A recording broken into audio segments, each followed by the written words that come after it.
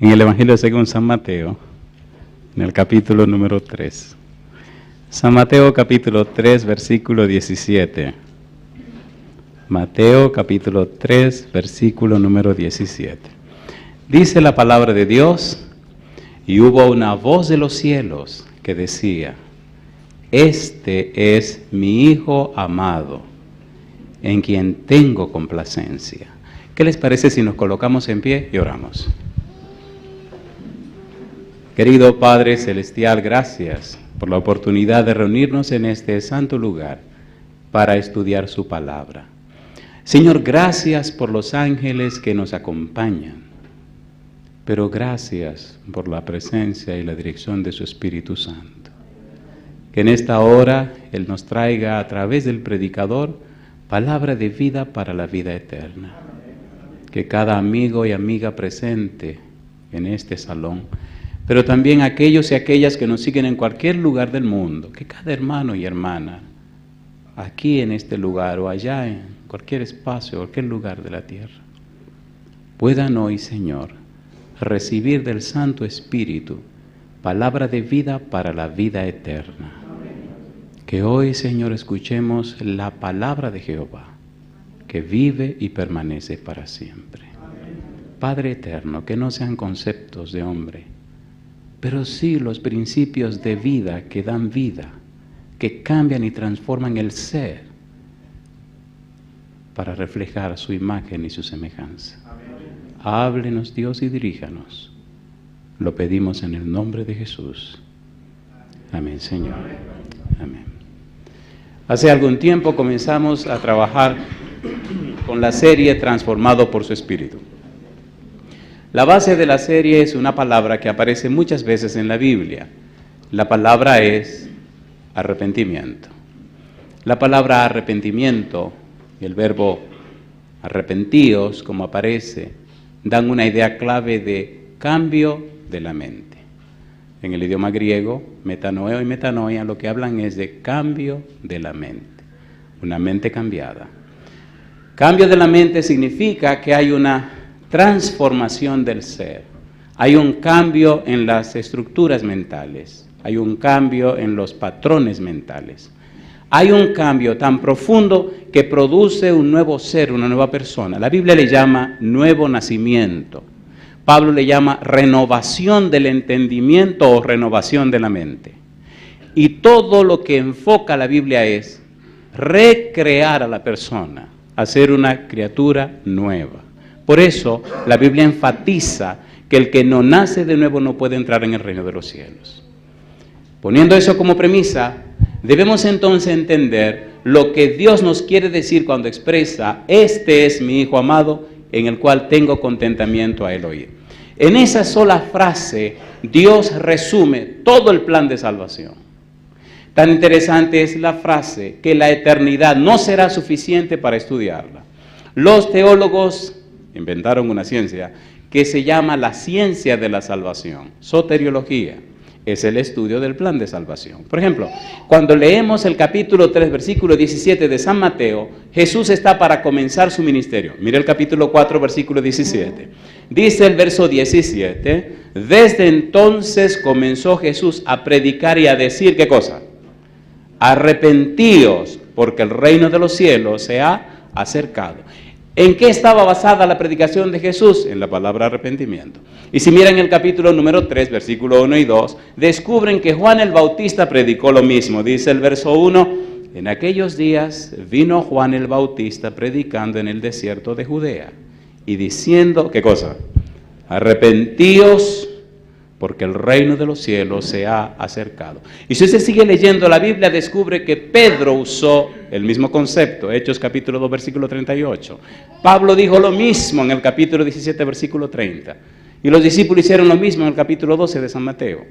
Tanto Juan el Bautista como Jesús, como Juan el Bautista, Jesús, Pedro, Pablo y los apóstoles predicaron: arrepentíos, porque el reino de los cielos se ha acercado. Si no hay arrepentimiento, no importa cuán religioso usted sea, ni a qué religión pertenezca, la clave es el arrepentimiento. ¿Qué hizo Dios para que eso fuera posible?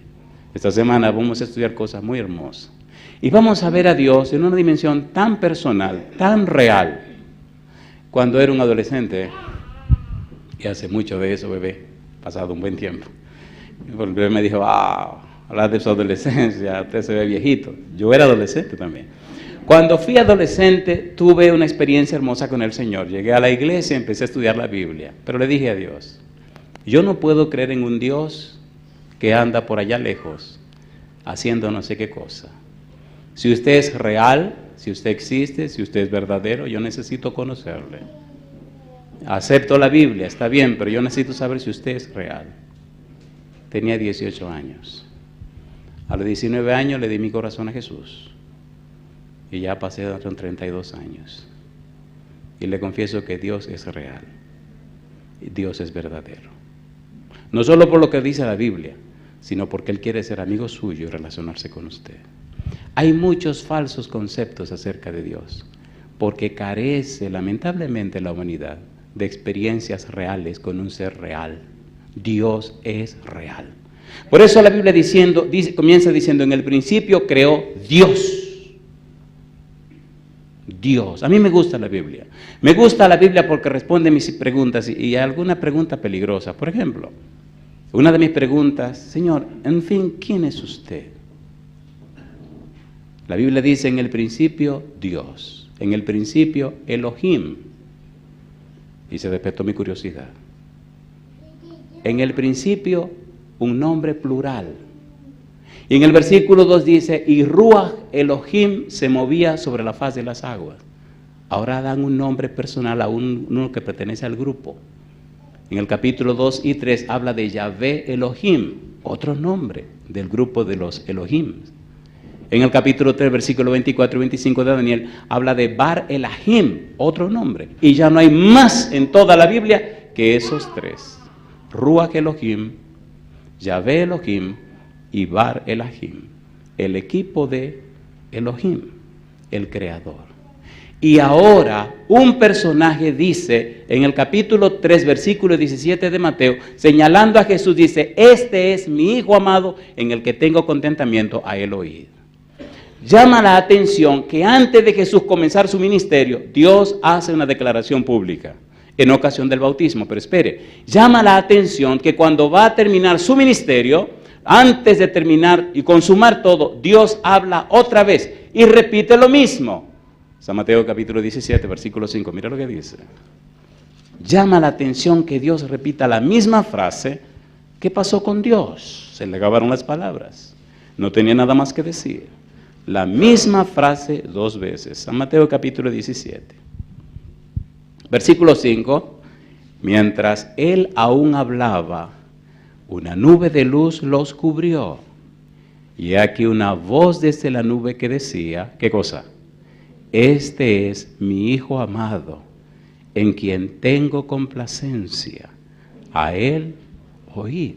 ¿Por qué repite Dios la misma frase dos veces? ¿Qué le pasa a Dios? ¿Por qué cuando Jesús comienza el ministerio dice esto y por qué cuando termina el ministerio dice lo mismo? Pablo intenta explicar lo que Dios está haciendo. Hebreos capítulo 1, versículo 5 en adelante. Vamos a leer mucho la Biblia porque se supone que estamos predicando la palabra de Dios, no los conceptos del pastor Portes. Hebreos capítulo 1, versículo 5 al versículo 8. Vamos rapidito a ver si el tiempo nos da para llegar hasta donde debemos llegar. Mire cómo Pablo trata de explicar lo que Dios está diciendo. Hebreos capítulo 1, versículo 5, dice el apóstol Pablo, porque ¿a cuál de los ángeles dijo Dios jamás, mi hijo eres tú, yo te he engendrado hoy? Y otra vez, yo seré a él padre y él me será mi hijo. Y otra vez, cuando introduce al primogénito en el mundo, dice, adórenle todos los ángeles de Dios. Ciertamente, de los ángeles dice, el que hace a sus ángeles espíritus y a sus ministros llama de fuego. Y añade, mas del Hijo dice, tu trono, oh Dios, por el siglo del siglo, cetro de equidad, es el cetro de tu reino. Tres cosas. Pablo presenta a Jesús como el Mesías, el Hijo amado. Presenta a Jesús como aquel que debe ser adorado por los ángeles. presenta a Jesús nada más y nada menos que como aquel ser divino que tiene un trono donde se sienta. Pero mire qué curioso, capítulo 1, versículo 1 y 2. Pablo también dice de Jesús: Dios, habiendo hablado muchas veces y de muchas maneras en otro tiempo a los padres por los profetas, en estos postreros días nos ha hablado por el Hijo, a quien constituyó heredero de todo y por quien asimismo hizo el universo. Dios. Usted no puede conocer a Jesús si no conoce a Dios. Usted no puede entender a Jesús si no entiende a Dios. Usted no puede vivir cerca de Jesús si primero no vive cerca de Dios. Primero, Dios. Para poder exaltar a Jesús necesita exaltar a Dios. Porque Cristo vino a hablar de Dios. Porque Cristo habló acerca de Dios. Por eso es clave entender la frase de Dios: este es mi Hijo amado, en el cual tengo contentamiento a él oír. Pablo nos dice, ese Hijo amado es el Mesías, ese Hijo amado es Dios que se hace hombre, ese Hijo amado tiene un trono. Juan el Bautista también quiere explicar la frase, este es mi Hijo amado, en el cual tengo contentamiento. Mira lo que dice Juan el Bautista. San Juan capítulo número 1, versículo 15. Vamos rapidito, queridos, porque entender esto produce en la mente humana un cambio, una transformación. Hace en nosotros un efecto tan poderoso que nos convierte en personas completamente distintas, completamente cambiadas. Dice el versículo 15, Juan dio testimonio de él y clamó diciendo, este es de quien yo decía, el que viene después de mí es antes de mí, porque era primero que yo, porque de su plenitud tomamos todos, y gracia sobre gracia. Pues la ley por medio de Moisés fue dada, pero la gracia y la verdad vinieron por medio de Jesucristo. A Dios nadie le vio jamás. El unigénito Hijo que está en el seno del Padre, Él le ha dado a conocer. Número 1. Este es mi Hijo amado, significa este es el Mesías, significa este es Dios que se hace hombre. Pero a nosotros nos interesa profundizar en la frase, en quien mi alma tiene contentamiento. ¿Por qué necesitamos saber esto? Escuche, querido. Cuando el hombre sale de las manos de Dios, dice la Biblia en Génesis 1, 26, 27, sale a su imagen y semejanza. La idea de crear al ser humano es que refleje la imagen y la semejanza de Dios. El centro fundamental del ser humano es su mente. Cuando el hombre sale de las manos de Dios, Génesis 1:31, era bueno en gran manera y reflejaba la gloria de Dios. En el Salmo 104 dice que Dios se viste de magnificencia y se cubre de luz. En Romanos capítulo 3, versículo 23, dice que todos pecaron y están destituidos de la gloria de Dios. El hombre fue hecho para reflejar la gloria de Dios. Dios no ha cambiado el plan se mantiene. A pesar de que el pecado entró y con el pecado la muerte, Cristo entró y trajo la vida. Que el pecado trajo muerte y desgracia, Cristo entró y trajo el poder de Dios para cambiar y transformar los corazones. Dios no ha cambiado su plan, pero el hombre necesita cambiar su mente. Por eso el trabajo del arrepentimiento. Todo el cielo, Padre, Hijo, Espíritu Santo, ángeles, querubines, serafines, todo el cielo está empeñado en un proyecto. La transformación del hombre a la imagen y semejanza de Dios. Pero el lugar donde tiene que operarse eso es en la mente humana. Por eso se hace tan difícil. De manera que hay que entender el mensaje de Dios para comprender cómo lo hace y cómo lo logra. Viajando por cualquier lugar del mundo he visto tantos cambios y transformaciones. Por ejemplo, hace un par de semanas estuvimos en una ciudad que se llama Austin, en Texas. Austin es la capital del estado de Texas. Allá conocí a una señora que se llama Flor. Posiblemente Flor esté viendo esto en este momento. Ella me contaba, pastor, mire, antes yo era un ser aborrecible, despreciable, mi vida era una desgracia. Mi relación con mi esposo era una miseria y con mis hijas yo misma no me soportaba a mí misma. Peleaba cuando salía, peleaba cuando llegaba, me pasaba el día peleando, era una cosa espantosa. Yo trabajo 45 minutos de mi casa. Y un día alguien me regaló un CD y lo puse en el carro para oírlo en el camino. Y empecé a escuchar los CDs, y empecé a estudiar la Biblia, y empecé a pedirle a Dios que obrara un cambio en mi vida. Aquí está mi esposo, aquí está mi hija. Pregúntele lo que ha hecho Dios conmigo. Antes todos le pedían consejo a mi hija mayor, porque conmigo nadie quería nada. Ahora pregunte quién aconseja en la casa. Y el esposo me mira con los ojos llenos de lágrimas y me dice, es increíble lo que Dios puede hacer en un corazón que cree. Jesús dijo, al que cree, todo le es posible. Yo no sé qué está pasando contigo. ¿Cuántas decepciones tienes? Que es otra epidemia que está acabando con la humanidad. Nos han decepcionado tanto, nos han traicionado tanto, nos han dañado tanto, que se nos hace difícil creer. ¿Sí o no? ¿Sí o no? Una señora tenía 55 años, su papá la violó cuando tenía 5. ¿Usted cree que esa mujer confiaría en nadie? Se había casado 3 veces, se había divorciado. Intentaba hacer daño y castigar en sus esposos al papá que nunca castigó. Creció y se desarrolló con la idea de matar a su papá un día. Ya tenía 80 y tantos años el señor. Vino a una campaña que estaba dando en mi país.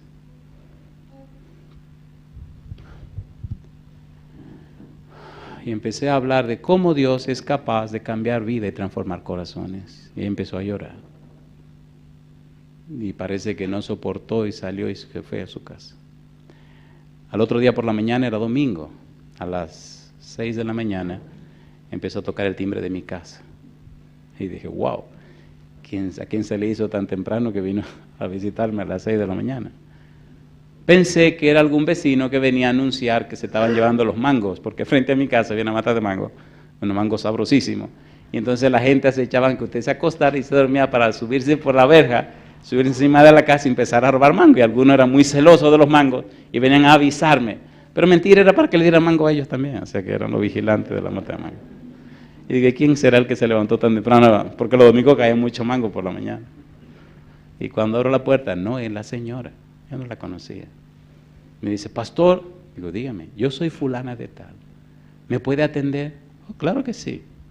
En mi casa había una puerta de madera, pero delante de la puerta de madera había una puerta de hierro, porque hay personas que venían a visitarlo y usted no los invitó y vienen con malas intenciones, así que busqué la llave, abrí la puerta y la señora entró. Me contó su historia, terminamos llorando los dos.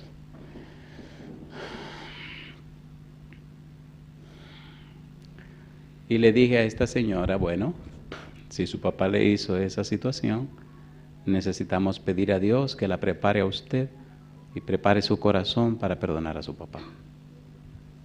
¿Pero cómo? Tenemos que visitar a su papá. Y delante del Señor usted le dice que usted lo perdona. No. Bueno, siga cargando su muerto. Todos los muertos lo llevan al cementerio. Y la señora pasó una semana de guerra. Pero al siguiente sábado en la tarde me dijo, pues vamos. Y fui a visitar a este señor con su hija. Escuche. ¿Alguna persona aquí que tenga 55 años? ¿Nadie tiene 55? Yo tengo 51. Bueno, veo una mano ya tímida, una mano levantada al final. Una mano sin timidez, ¿verdad, María? Muy bien, sin timidez. Fuimos a visitar a este señor. Cuando entramos a la casa, él estaba inválido. Estaba sentado en una silla y las piernas las tenía encima de otro lugar.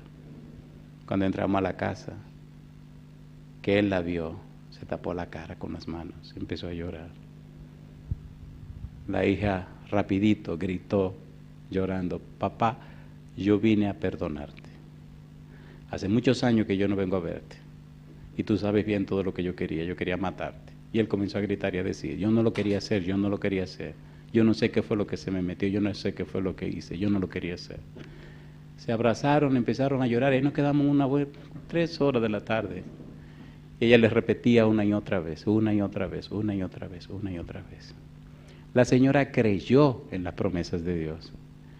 Y gracias al cielo, el resentimiento, el remordimiento, el enojo, la ira, el odio, el rencor, el Señor lo arrancó y lo sacó de su corazón. Ahora yo te hago una pregunta. ¿Qué fue lo que hizo Dios para tener derecho de cambiar corazones? ¿Qué fue lo que hizo Dios para tener derecho en la tierra cuando Jesús dice en San Juan capítulo 12 que en la tierra hay un príncipe, se llama Satanás? ¿Qué derecho y cómo ganó Dios el derecho de hacer el cambio en los corazones de los seres humanos? Cuando la Biblia dice en San Juan 1, versículo 10, en el mundo estaba y el mundo por él fue hecho, mas el mundo no le conoció. Y dice el versículo 11, a lo suyo vino, a su creación, y los suyos no le recibieron. Si el mundo no le conoce, si los judíos no le recibieron, si Satanás es el príncipe, ¿cómo ganó Dios derecho en la tierra de cambiar corazones? Dice San Mateo capítulo 3, versículo 17. Este es mi Hijo amado, en el cual tengo contentamiento. A Él oíd. ¿Cómo ganó Dios ese derecho? La frase, en quien mi alma tiene contentamiento, tiene que ser explicada por el mismo Dios. Siendo que lo dijo 2 veces, Él tiene que explicarnos a nosotros a quién se está refiriendo. Ya vimos que la primera parte habla del Mesías, pero ¿y la segunda parte? Isaías capítulo 42, vamos rapidito, Isaías 42. Vamos a entrar en una parte muy hermosa, pero debemos hacerlo rapidito a ver si completamos todo. Isaías 42, versículo 1, habla Dios. El mismo Dios dice estas palabras, verso 41, dice, he aquí mi siervo, yo le sostendré, mi escogido. Y ahora dice, en quien mi alma tiene contentamiento. He puesto sobre él mi espíritu, él traerá justicia a las naciones. Mi siervo. La palabra siervo significa esclavo. Espere. La idea de esclavitud en la Biblia no es igual a la idea de esclavitud en el mundo secular. De hecho, cuando tenga tiempo, lea el capítulo 21 del libro de Éxodo. Allí descubrirá, número 1, que un esclavo judío con otro amo judío solo era esclavo 6 años. Número 2, los esclavos tenían derechos y privilegios. Número 3, si un amo maltrataba a un esclavo, siendo judío y el esclavo judío, podía llegar a ser sometido a acciones de la justicia. Hay toda una teología, hay todo un asunto de lo que es siervo en el lenguaje bíblico y en el lenguaje judío.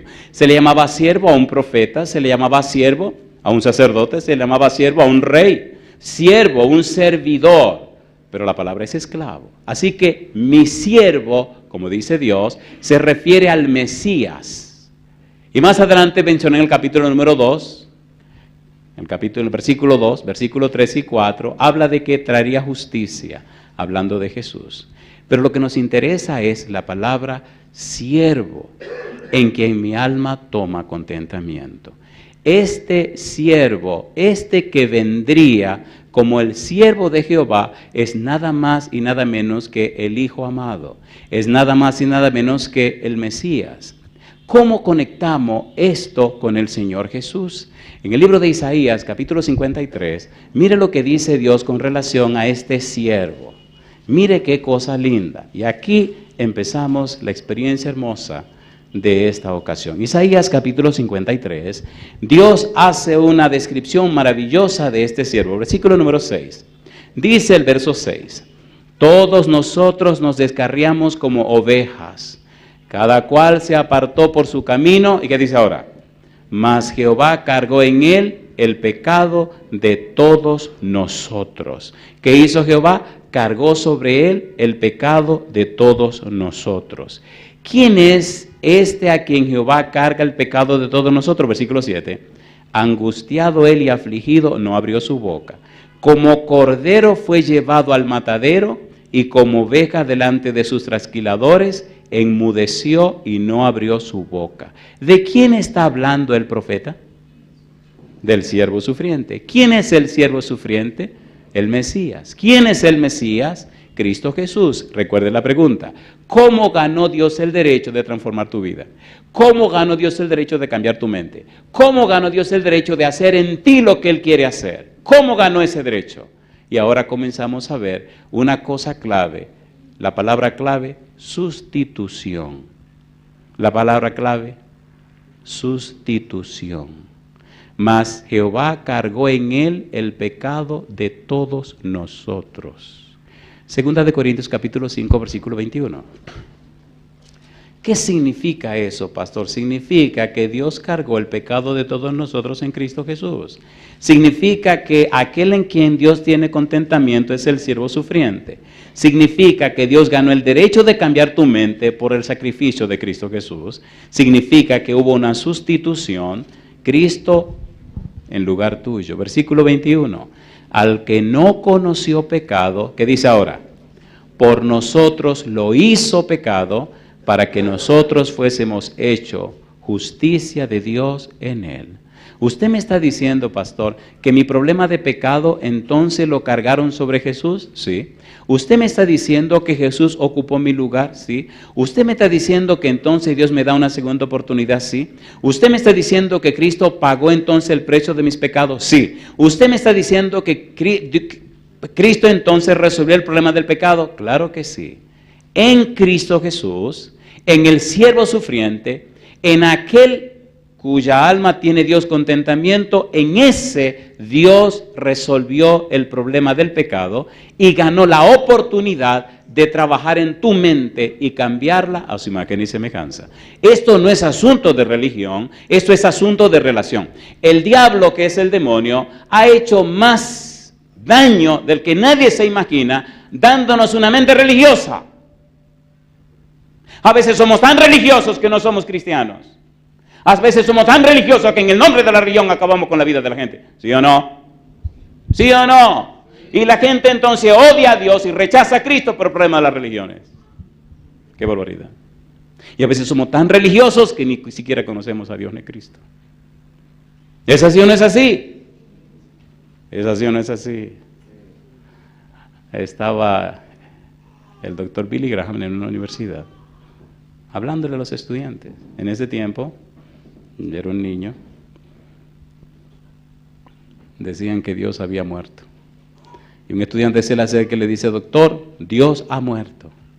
Y él se sonríe y le contesta, qué raro, ¿que ha muerto Dios? Sí. Dice, qué extraño, esta mañana yo estuve hablando con él. ¿Cómo que está muerto si esta mañana estábamos hablando? ¿Me entendieron? ¿Me entendieron? ¿Está vivo Dios o no está vivo? ¿Pero usted lo sabe o usted lo cree? Ni una cosa ni la otra. Dios está vivo. Dios es más de lo que podemos imaginar. ¿Se entiende, por favor? Dios es más de lo que podemos imaginar. Dios llegó tan lejos que se hizo hombre para venir a esta tierra y resolver el más grande problema del ser humano, el pecado. Pregunto, ¿se entiende quién es la belleza y la grandeza de Dios? Por eso Él dice, este es mi Hijo amado en quien mi alma tiene contentamiento. ¿Por qué tiene el alma de Dios contentamiento en el Señor Jesús? Veamos qué cosa linda presenta Él. Cómo Dios cargó en Jesús el pecado de todos nosotros. Y cómo la Biblia nos habla acerca de ese ser llamado Jesús que viene a la tierra. Y aun siendo un ser divino, el Verbo de Dios se hace hombre para suplir nuestra necesidad mayor, la necesidad de salvación. En el libro de San Juan, capítulo 1, el versículo 29, dice Juan el Bautista.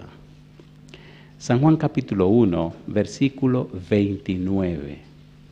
¿Qué nos dice la Biblia? ¿Qué nos dice la palabra de Dios? Dice Juan 1:29, el siguiente día vio Juan a Jesús que venía a él y dijo, ¿qué cosa? He aquí el Cordero de Dios, ¿qué hace? Que quita el pecado del mundo. Isaías 53:6 dice, mas Jehová cargó en él el pecado de todos nosotros. Ahora dice Juan, he aquí el Cordero de Dios que quita, en el idioma original dice, que carga, que lleva, que toma para sí el pecado del mundo. El Cordero de Dios. Es bueno saber que Juan está expresando una idea de preparación cuando dice el Cordero de Dios que quita. Cuando aparece la palabra cordero en el versículo 29 y en el versículo 36, no es la misma palabra cordero cuando aparece en el libro de Apocalipsis. Leamos el versículo 36 también. Mire qué cosa linda. Capítulo 1, verso 36, dice Juan: y mirando a Jesús que andaba por allí, dijo: he aquí el Cordero de Dios. La palabra cordero que ahí aparece significa aquel cordero provisto por Dios. Ustedes saben que en la fiesta de la Pascua el cordero se sacrificaba el día 14, pero se apartaba el día 10. Desde el día 10 el cordero estaba apartado para el sacrificio del día 14. La idea de Juan aquí es: este es el cordero apartado para el sacrificio. Recuerde que Juan comienza su predicación y en su predicación tiene la linda experiencia de bautizar a Jesús.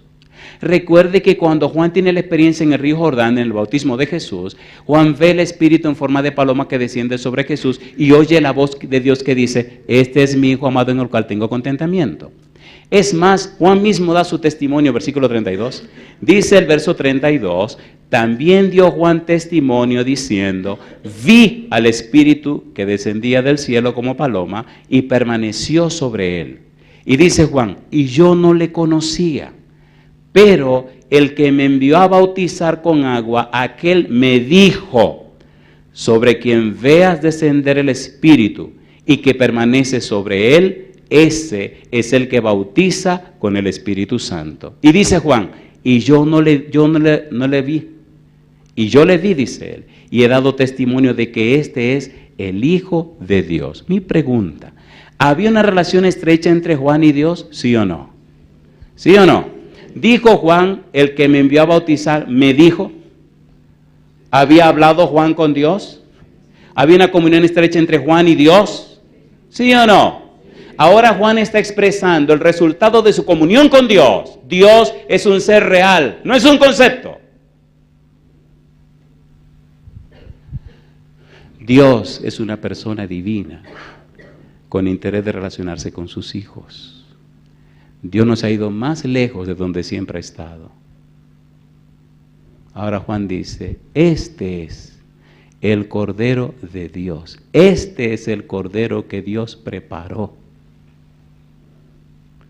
Y esta semana, una de las cosas que debemos hacer es ver desde cuándo preparó Dios ese Cordero. Primera de Pedro, capítulo 1, versículo 19, versículo 20. ¿Desde cuándo te ama Dios? ¿Desde cuándo está Dios pensando en ti? ¿Desde cuándo eres importante para Dios? Primera de Pedro, capítulo 1, versículo 19. Mira qué cosa linda. Dice el verso 19. Sino con la sangre preciosa de Cristo, como de un cordero sin mancha y sin contaminación. ¿Y qué dice ahora? Ya destinado desde antes de la fundación del mundo, para manifestar en los postreros tiempos por amor de vosotros, y mediante el cual creéis en Dios, quien le resucitó de los muertos y le ha dado gloria, para que vuestra fe y esperanza sea en Dios. ¿Desde cuándo está pensando Dios en ti? Desde antes de la fundación del mundo. ¿Desde cuándo se determinó y acordaron que Cristo fuera el Cordero? Desde antes de la fundación del mundo. Desde antes de la fundación del mundo, Dios está pensando en la salvación de seres que ni siquiera habían sido creados. Alabado sea el nombre de Dios. El corazón mezquino humano, el corazón extraño del ser humano, no entiende un amor que se proyecta más allá, aún antes de la creación humana. Un plan de salvación provisto y preparado para seres humanos que ni aún habían sido creados. Y cuando la necesidad llegó, entonces Dios envió a su Hijo. Pregunto, ¿es amor o no es amor? ¿Nos ama o no nos ama Dios? ¿Nos ama o no nos ama? Nos ama. Y grito a los cuatro vientos. Porque de tal manera amó Dios al mundo, al pecador, al borracho, a la prostituta, pero también al médico, al abogado, a aquella persona que tiene una vida limpia, a todos.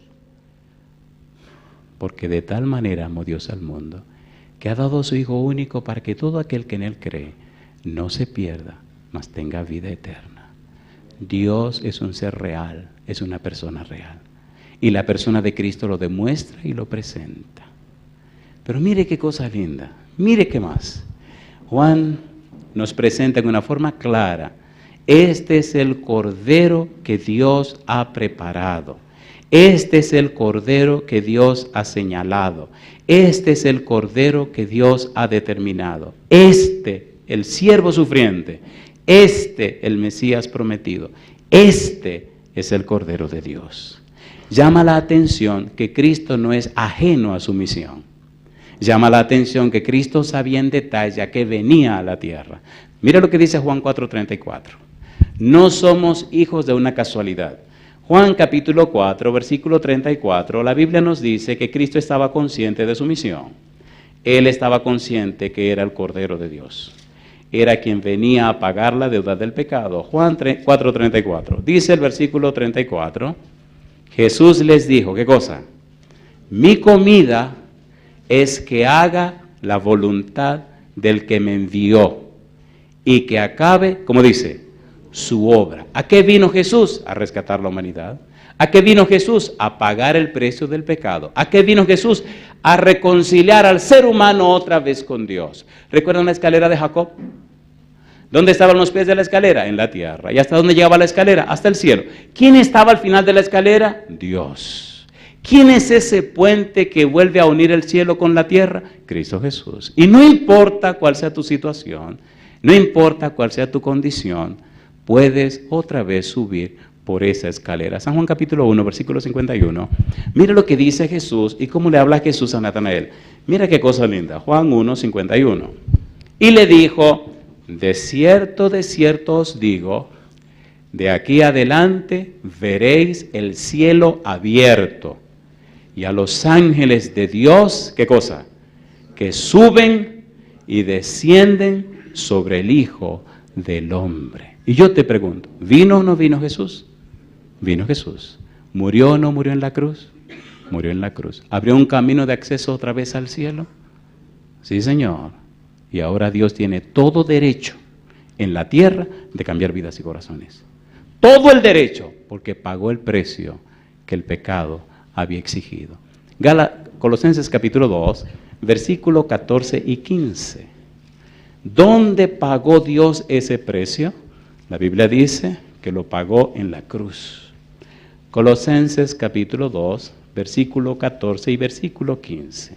Dice el verso 14, anulando el acta de los decretos que había contra nosotros, que nos era contraria, quitándola de en medio y clavándola en la cruz, y despojando a los principados y a las potestades, los exhibió públicamente, triunfando sobre ellos en la cruz. Alabado sea el nombre de Dios. Pastor, ¿qué es lo que estamos diciendo? Querido, querida, estamos diciendo que Dios tiene ahora el derecho legal de cambiar y transformar tu mente y tu vida, porque Dios pagó en Cristo el pecado de todos nosotros. Y yo digo, alabado sea el nombre de Dios. No importa cuál sea tu condición o situación. No importa cuán lejos te haya ido, cuán profundo haya caído. No importa cuántas ideas hayan en tu mente. Lo que importa es decirle sí a la obra de Dios en la persona de Jesús. Esto no es cuestión de cuánto es o cuánto fue. No. Esto es cuestión de una persona. Se llama Dios. Es cuestión de un amor, el de Dios. Es cuestión de la misericordia, la de Dios. Es cuestión de la gracia divina. Es cuestión de un ser, el ser de Dios. Esto no es cuestión de religión, es cuestión de una persona, Dios. Necesitamos la relación con Él, necesitamos conocerlo a Él. En el libro de Jeremías, capítulo 9, versículos 23 y 24, Dios dice, miren, ustedes quieren alabarse, miren, ustedes quieren ser grandes, miren, ustedes quieren constituirse en una persona importante, entonces entiendan esto. Jeremías 9, 23, 24. Y es hermoso como lo dice el profeta, y son palabras de Dios. Jeremías capítulo número 9, versículo 23, versículo 24, me llama la atención porque quien habla es el mismo Dios. Jeremías 23, versículo 9. 9, 23, 24. Dice el versículo 23, Jeremías 9, 23, 24. Este pasaje es tan hermoso que llama la atención. Así dijo Jehová: no se alabe el sabio en su sabiduría, ni en su valentía se alabe el valiente, ni el rico se alabe en sus riquezas. Mas alábese en esto el que se hubiere de alabar, en entenderme y conocerme, que yo soy Jehová, que hago misericordia, juicio y justicia en la tierra, porque estas cosas quiero, dice Jehová. ¿Cómo dice el versículo 24? Mas alábese en esto el que se hubiere de alabar, en entenderme y conocerme, que yo soy Jehová, que hago misericordia, juicio y justicia en la tierra, porque estas cosas quiero, dice Jehová. Dios envió a Cristo Jesús para resolver el problema del pecado. Y llama la atención que el problema del pecado no era un asunto local. ¿Dónde comenzó el pecado? En el reino de los cielos. ¿Dónde se levantaron las expectativas y el conflicto? En todo el cosmos. Es un conflicto cósmico, un conflicto que cubre toda la tierra, y no solo la tierra, cubre todo el universo. La situación de la tierra, el evento tierra, el caso tierra, la presencia de un ser como Jesús en la tierra, llamó la atención de todo el universo. La iglesia, usted y yo, somos tan importantes para Dios, somos tan trascendentes para Dios, que nos involucra no solo en el asunto, en el haber humano, sino más allá en el cosmos, más allá en el mismo reino de los cielos. La experiencia del arrepentimiento, la experiencia de la transformación por el Espíritu Santo, la experiencia de ser una nueva criatura, la experiencia de tener una nueva mente, la experiencia de ser un nuevo ser, involucra no solo la experiencia humana, va más allá, involucra a los ángeles, involucra al universo. Es tan importante que le permitas a Dios cambiar tu vida.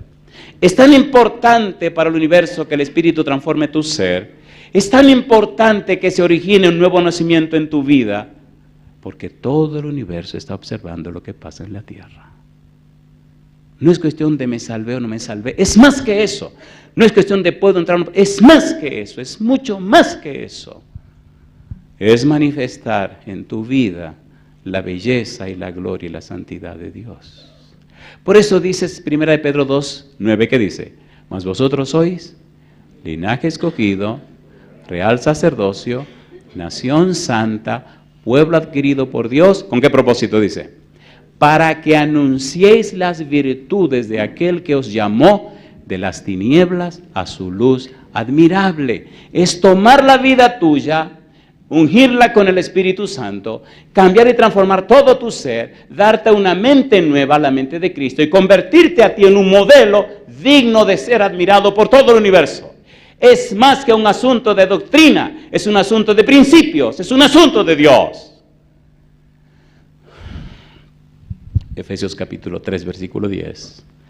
Mira lo que dice Efesios 3:10.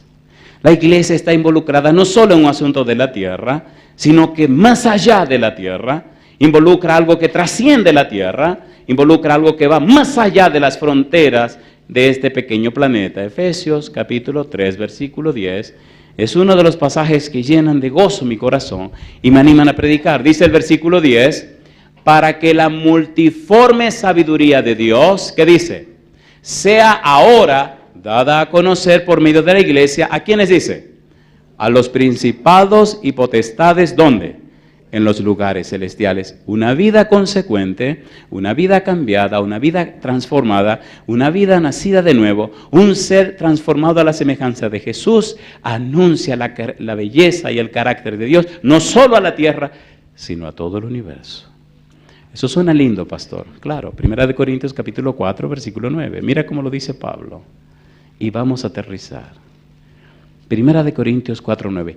En Cristo Dios ganó todo el derecho de cambiar tu vida, de transformar tu ser. Dios pagó en Cristo el precio del pecado. Versículo 9, 1 Corintios 4. Porque según pienso, ¿qué dice? Dios nos ha exhibido a nosotros los apóstoles como postreros, como sentenciados a muerte, pues hemos llegado a ser espectáculo, ¿a quiénes?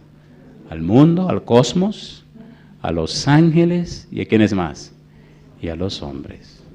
¿Dónde están los hombres? En la tierra. ¿Dónde están los ángeles? En el cielo. Y el cosmos es todo el universo.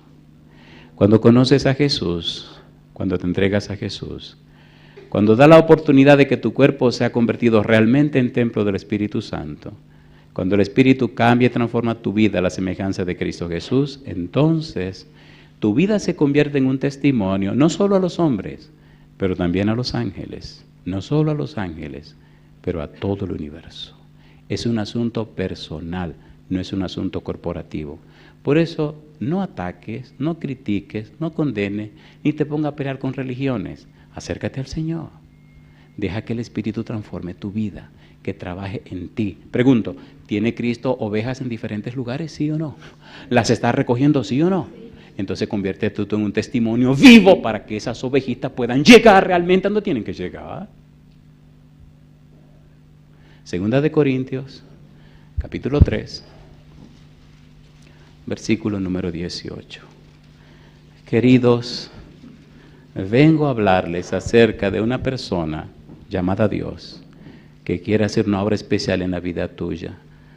Segunda de Corintios 3, 18 dice, por tanto, nosotros todos, mirando a cara descubierta, como en un espejo la gloria del Señor, somos transformados de gloria en gloria, en la misma imagen, como por el Espíritu del Señor.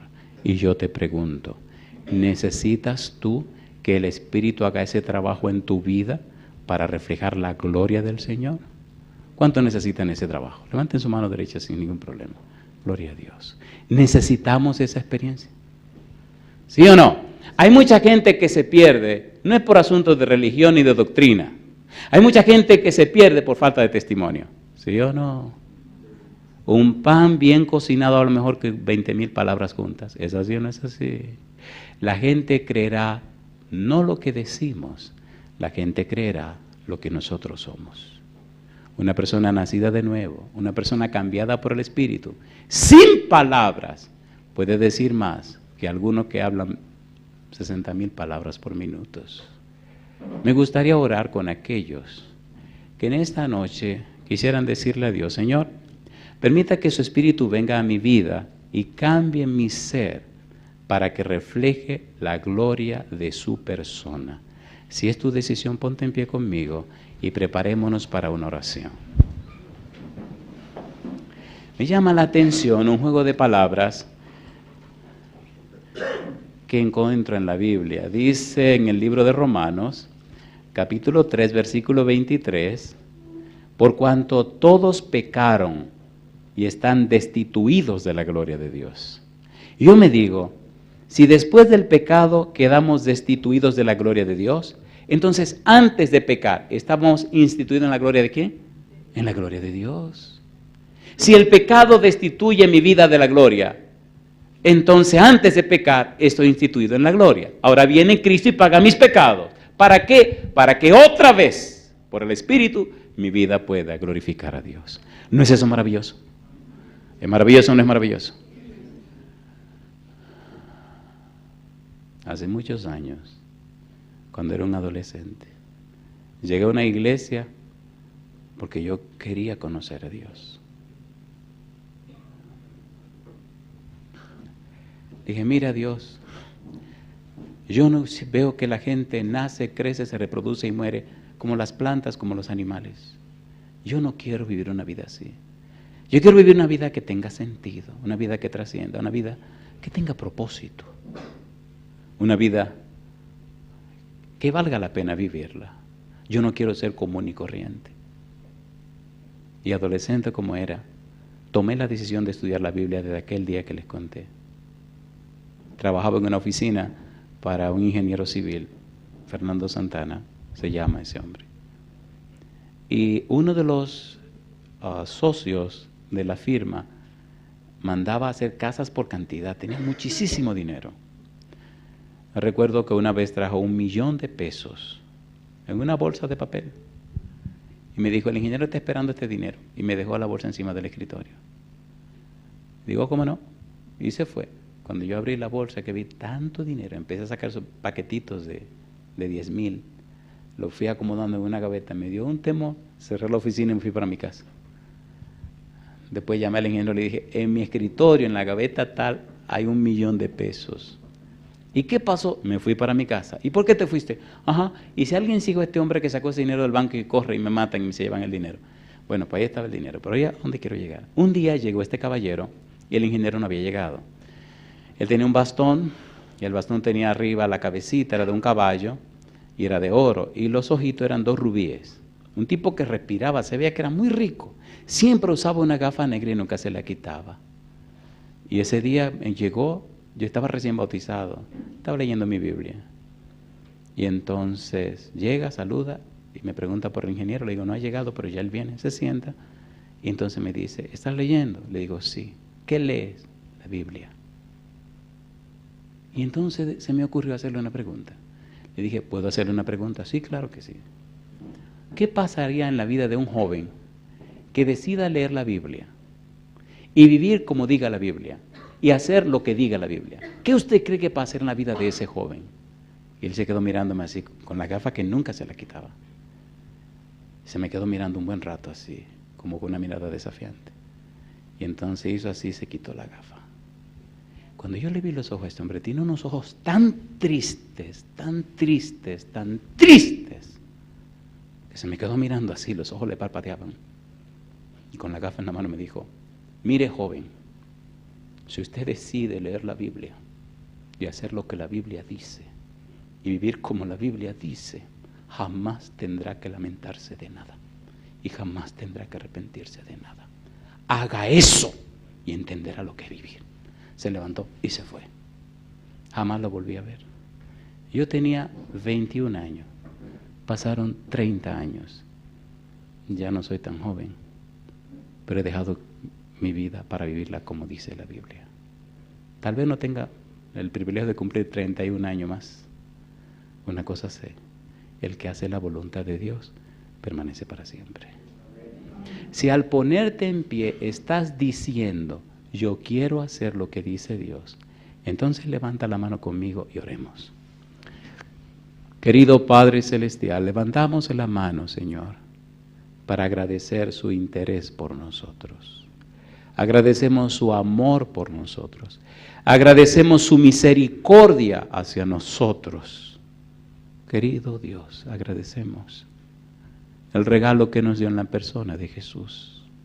Estamos conscientes que Cristo sabía de todo esto y lo hizo también por amor a nosotros. Por eso, Dios, agradecemos también a Jesús. Hay muchas cosas que la entenderemos en la eternidad, pero las que son reveladas queremos entenderlas ahora. Queremos comprenderlas ahora porque están registradas en su santo libro. Padre Santo, Padre amado, gracias, porque a pesar de todas las dificultades que se presentaron para que esta reunión no fuera posible, hoy estamos aquí en su presencia, para la gloria de su nombre. Y queremos oír palabra de Jehová, la palabra que vive y permanece para siempre. Y queremos ahora, Señor, que su Espíritu Santo descienda sobre cada persona presente, pero también sobre aquellos y aquellas que nos ven en cualquier lugar del mundo, que ellos también sean cambiados y transformados para la gloria de su nombre. Santo Dios, lo pedimos en el nombre de Jesús. Amén, Señor.